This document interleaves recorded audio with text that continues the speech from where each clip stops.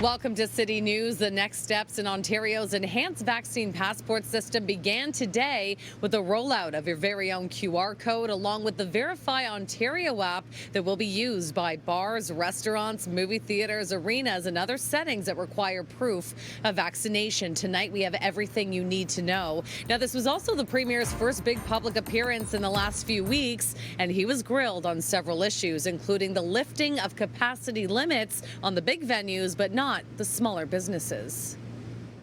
They mean we have the best chance to avoid being forced back into lockdowns that nobody wants. The QR codes will be made available over a 3-day rollout. Starting today, people born between January and April can download their codes. Birth month cohorts will continue over the weekend, and then by Monday, everyone will have access. And right now, all businesses can download the Verify Ontario app, which will be used to scan and confirm your vaccination status. A green check mark if you meet the eligibility requirements, a yellow warning if the QR code is not valid, and a red X if the individual does not meet the vaccination criteria.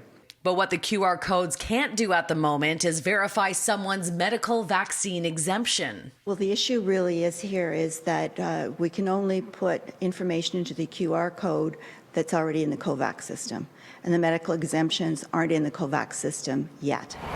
According to the health minister, medical exemptions will have to be approved by public health units before being added to the system, and at this point it's unclear when that process will begin, so for now businesses will have to accept a doctor's note. As for privacy concerns, the government says the QR codes only reveal vaccination status, name and birth date, and that the Verify Ontario app does not store any data.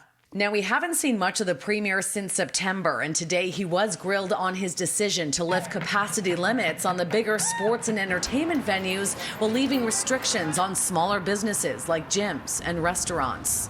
First of all, my heart breaks for the small businesses. I'm a business owner myself. I fully understand.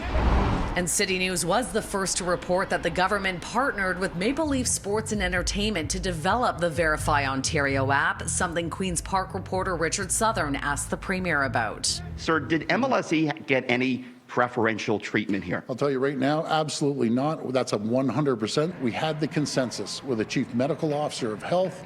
The protocols are second to none within MLSE, and they're doing an incredible job. But we have a plan, a very strong plan, by the way, moving forward, a cautious plan that we're going to support the restaurants. We will get the restaurants open. And we should be learning more details about that plan to fully reopen all businesses sometime next week. As for the QR code, you can either store it on your phone, print it out, or even ask for it to be mailed to you. And it's actually not mandatory. The province says that the current vaccine receipt being used right now will still be accepted.